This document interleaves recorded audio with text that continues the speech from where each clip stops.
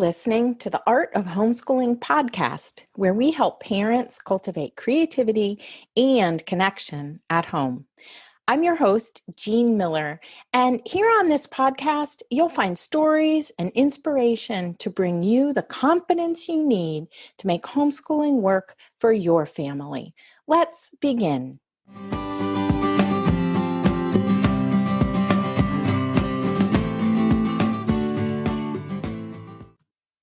Well, hey there, and welcome to episode 42, all about my favorite books for homeschoolers.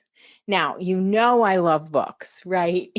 And part of the challenge with books is choosing the books that will be best for our families and for us, right? And there are just so many out there.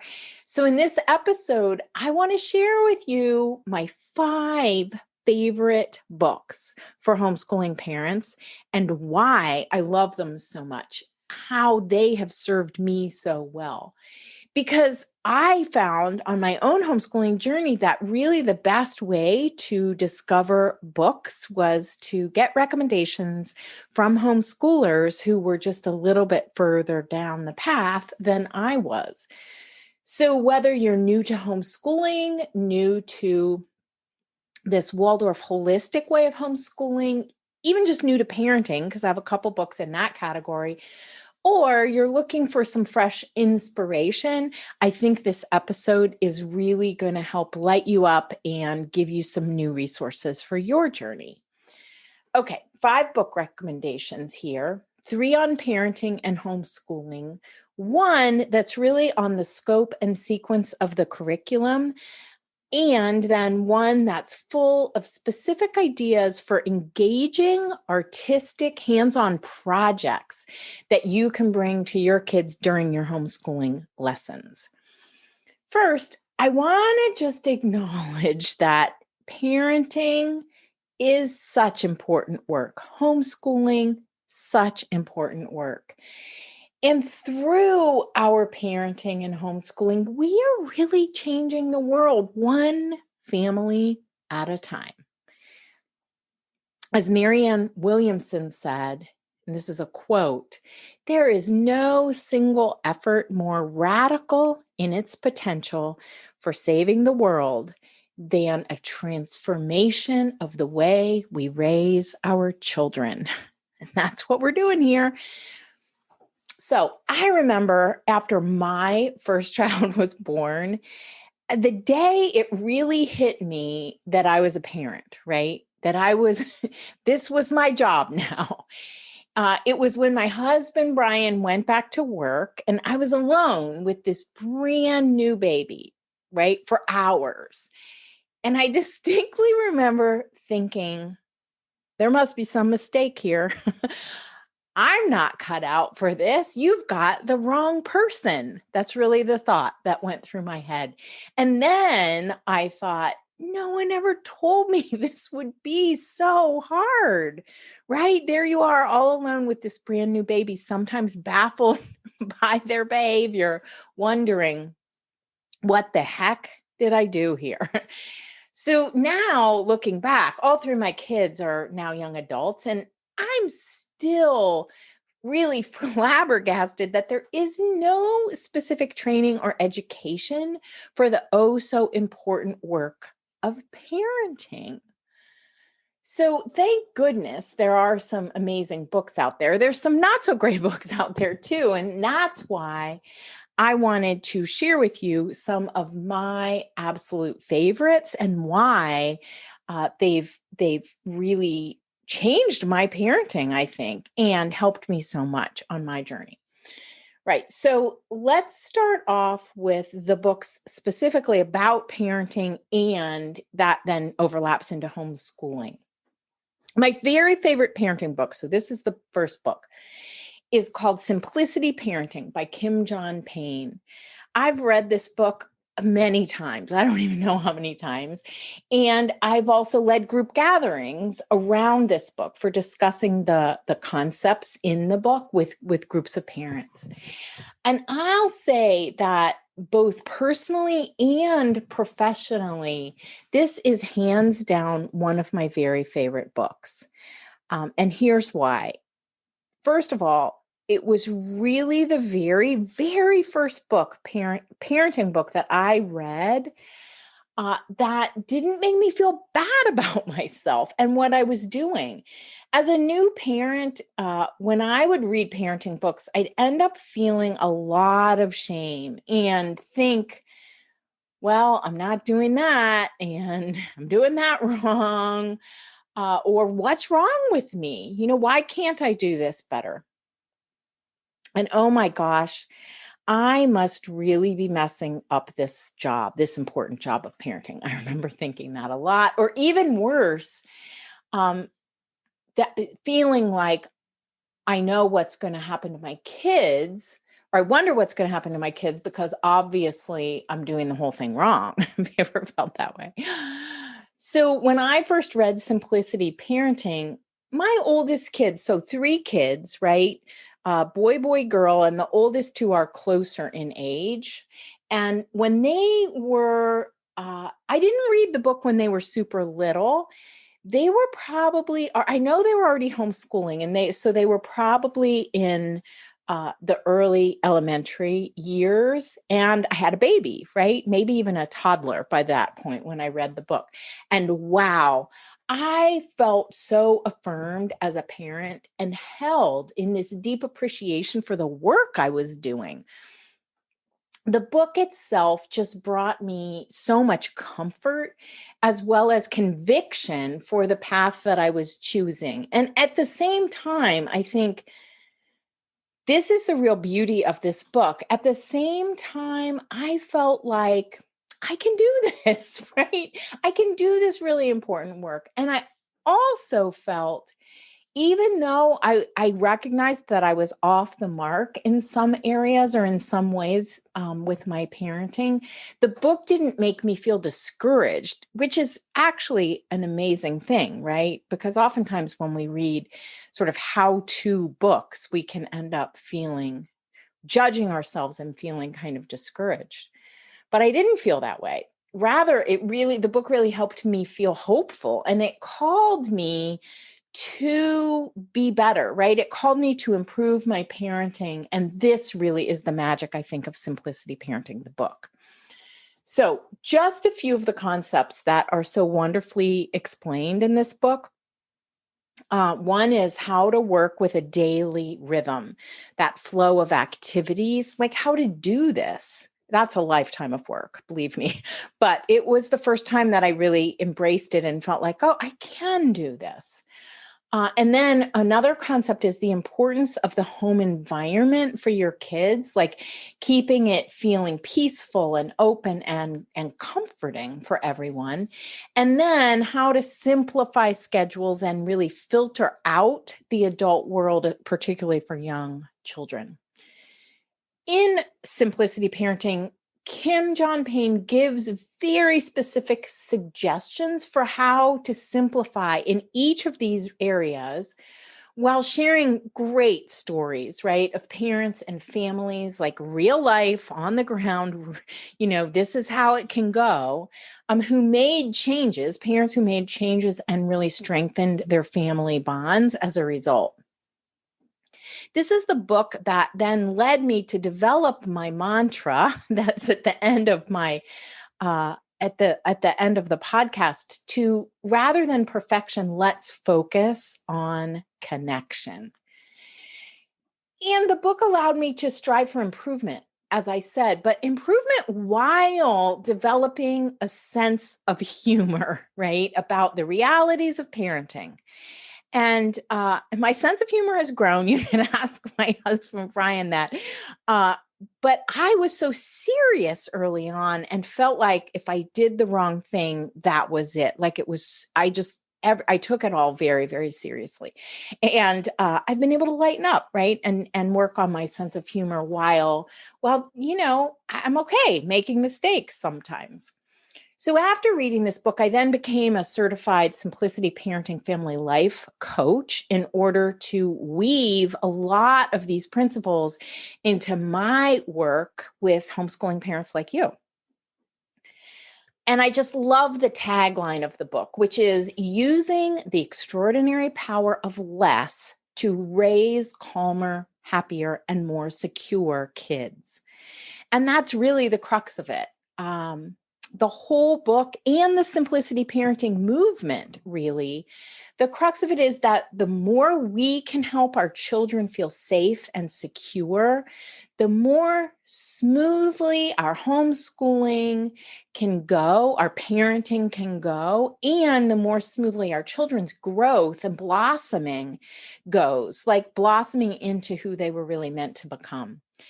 That's a big part of parenting, right? Providing our children with this sense that the world is a good and safe place. I know that's not always easy, but it's definitely a noble task nonetheless. And this book can really help. I have to admit that I was rather clueless as a new parent, but I really desperately wanted to give my children that space to be children, right? To play in the mud, climb trees, ride bikes around the neighborhood, bake cookies, all the fun things. And when I discovered the Waldorf approach, I remember wondering, how am I going to do this? Like, how do you slow down all that pressure? It was really pressure that I was putting on myself to teach, quote unquote, right? To teach my children, because I was trained as a classroom teacher. I have a master's in teaching, and I had that concept of, even when they're two, like, turn every moment into a teachable moment. And then through this Simplicity Parenting book and the next book that I'm going to describe to you, I really began to rethink that and realize that that I wanted to be more aware of child development in how I was bringing new concepts and even activities to my children. So when my boys were in kindergarten, I remember life, like when they're preschool, kindergarten age, I remember thinking like life almost felt too slow. Like I wasn't doing enough, right? And the days felt like these huge, empty caves that I was supposed to fill with something. Oh my gosh, that sense of the endless space, right? Of being at home with young children. It's both a blessing and a curse. But that's when I read the book, You Are Your Child's First Teacher by Rahima Baldwin. This book really helped me to see all of the important learning that was going on in our day-to-day lives, even when it felt like, there wasn't much happening in terms of me bringing lessons to them. So I really discovered how to be with children from reading this book. And I have a funny story to tell you. I actually called Rahima Baldwin, the author of You Are Your Child's First Teacher. I called her up on the phone after reading her book. This was before cell phones, mind you, and she actually answered her house phone. And then we had a conversation for over an hour, and it really was so comforting and helpful to me. I was really, at that point, I was kind of desperate to find somebody to help me with my own intense firstborn child. And I'd been through like local therapists who gave me advice that just did not sit well with me at all. So I called up Rahima to actually ask her if she had any suggestions for someone who might help me over the phone, right? Some kind of coach who might help me over the phone. And Rahima, her response was, I'll talk to you. So it turns out we both have very choleric boys, right? Extremely choleric boys. Only hers was in his 20s by that point. Mine was in elementary in grades, and she had just so much helpful advice to give me and reassurance really to offer me in hindsight. So Rahima's book is just full of so many practical ideas about topics such as like nourishing your child's imagination and artistic ability, developing rhythm. There, that is again, more help with that. If you have children, it's really intended for those of you who have children under the age of 7, right? Then please, I highly recommend this book. The idea is that not only can you teach, quote unquote, your child, it's really by being with them, right? That not only can you teach them everything that they need in the early years, but you also really have a responsibility to do that. We each do. And our children are watching us, right? They're modeling their behavior and their growth as a human on how we behave, how we navigate the world. So in those early years, really up to about the age of 7, children learn primarily through their will, which means through their doing, right? Through their movement. And what they choose to do, much of that comes from them observing the adults around them, and then imitating those adults. So that's why when we have young children at home, we really want our actions, like our day-to-day actions of sweeping the floor, doing the laundry, cooking for our families, and how we interact with each other. We really want those actions to be worthy of imitation, because our children are watching, right? They're watching us, and they're going to do what we do. Children learn through play and through imitating the adults around them. And these are two concepts that are covered beautifully in this book. You'll get a whole lot of fun and wonderfully simple ideas that are just really doable by reading this book. And like I said, it really taught me so much about how to be with children and how there are just so many pre-literacy, pre-math skills that are being developed by singing and telling stories and reciting poems and that kind of thing with young children. So You're Your Child's First Teacher by Rahima Baldwin.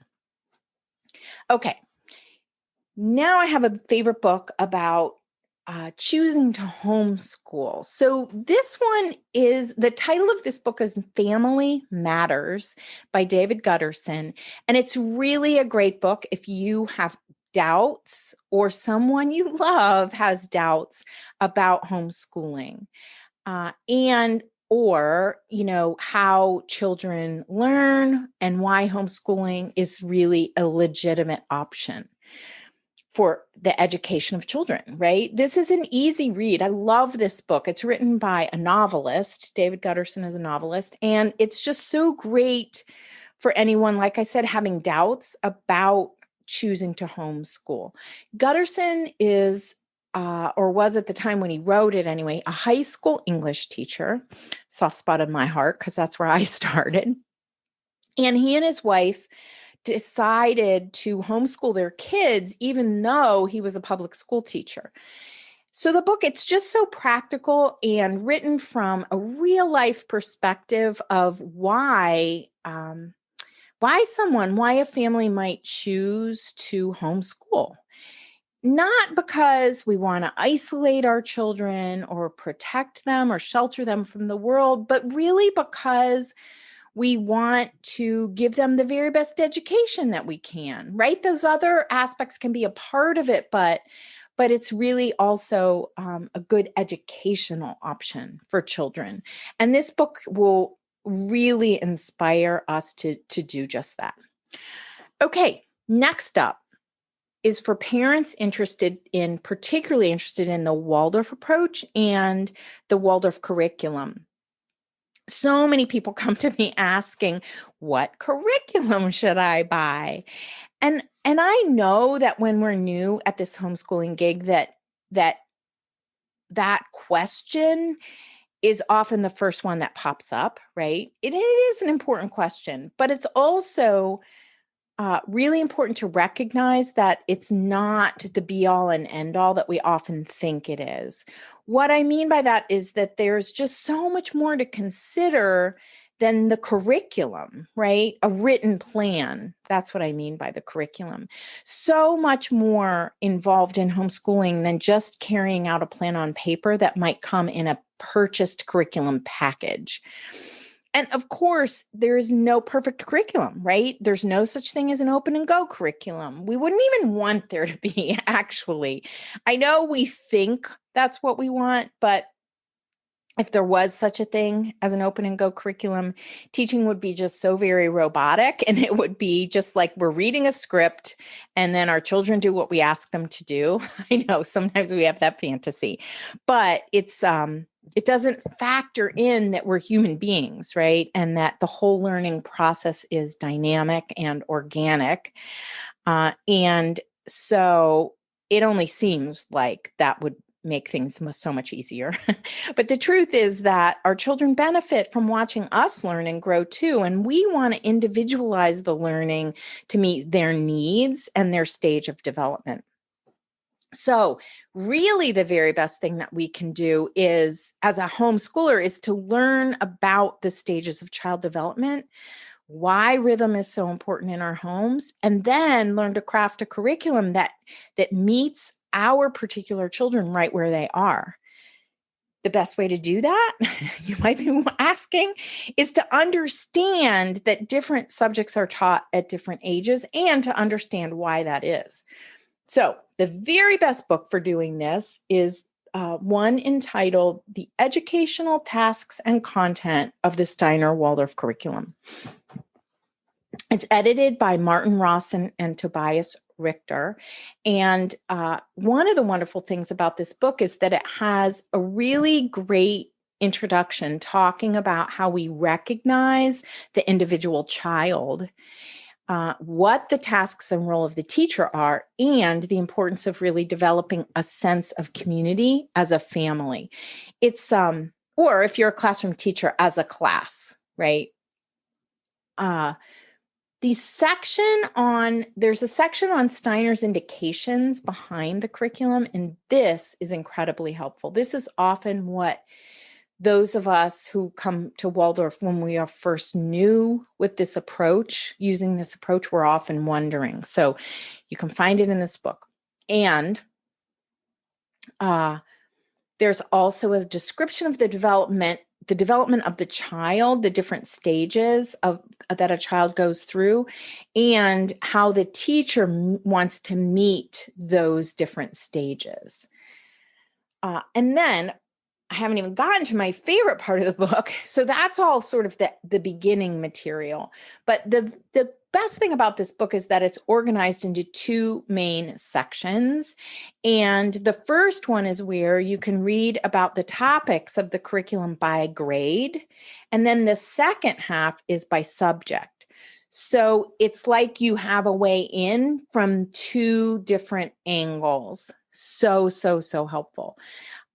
So in the first section, they call that the grade by grade section, the horizontal curriculum. And here you can read about each grade from, they actually start with kindergarten, but then there's grade 1 through 12, right? So it's the whole span of a child's educational years. And then the second section is organized by subject. And within each subject, you'll find more general suggestions for how to bring that subject to the different ages. So this book is really all you need to craft your own curriculum that's very hands-on, very engaging, and developmentally appropriate. It's a great reference book to have on your shelf to use every time you plan out your homeschooling year and your main lesson blocks. And you will use it all the way from the time your kids are, 4 until they graduate from high school. All right, our final book. We're on our final book now, and this one is called. I find not so many homeschoolers are familiar with this one, and I just love this book. It's called Creative Pathways: Activities that Strengthen the Child's Cognitive Forces by Elizabeth Auer, Auer. And this book has just been so inspiring to me because it's full of beautiful and doable projects. So at the beginning of the book, you'll find a brief description of why the hands-on approach to learning is really so effective. There's also a section on the meaning of creativity, which I just love this section because it's quite digestible and so inspiring. And then the book goes from grade 1 through grade 8, giving you 3, 4, 5 really specific hands-on activities that you can do for each grade that matches the subjects that you might be teaching. For each project, Elizabeth describes a bit about the why, but also then goes into details about what supplies you're going to need and how to actually do the project.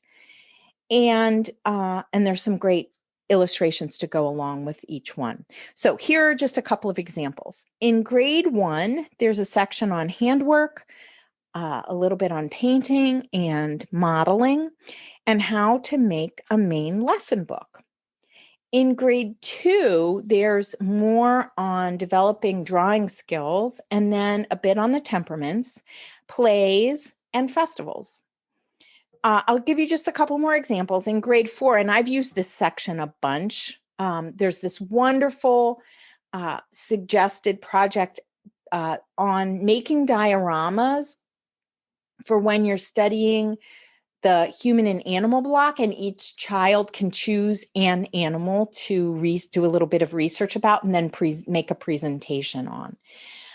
In grade 6, there's a wonderful section on making mosaics for when you're studying ancient Rome. Grade 7 and 8, there's a lot on perspective drawing, anatomy, modeling busts of humans, of famous individuals through history, modeling out of clay. So each activity in the book has a really sweet black and white drawing that will guide you in how to bring these projects effectively to your children. Elizabeth Auer has worked in Waldorf schools, in classrooms, but these projects can just so easily be used and done by homeschoolers as well. The book really has just enough information, not too much, but enough that you can do the activities with your child, even if you've never done them before. That's the beauty of this one. So there you have it, my 5 favorite books for homeschoolers. And you can find links to all of these books in the show notes for this episode over at artofhomeschooling.com/episode 42. So here's my suggestion for you. Just pick one of these books. Think about the one that speaks the most to you right now, wherever you are on your homeschooling journey, and start there. I know many of us, myself included, have a tendency to collect a lot of books, right? But we don't need so many. And it's often a sign when we go looking for another book, it's often a sign that we're feeling a little inadequate or less than confident. So just pick one of these titles, have a look at it, and see what it can inspire you to bring to your children. I really encourage you to find books that not only help with frustrations you may have in your current phase of parenting or homeschooling, but also books that help you to feel better about yourself and why you've chosen to parent this way, why you've chosen to homeschool. Because parenting is both hard work and very important. Homeschooling is too. Okay. That's all for today. I'll leave you with this wonderful quote from Mother Teresa. If you want to change the world, go home and love your family. That's all for today, my friend. But here's what I want you to remember. Rather than perfection, let's focus on connection. Thanks so much for listening, and I'll see you on the next episode of the Art of Homeschooling podcast.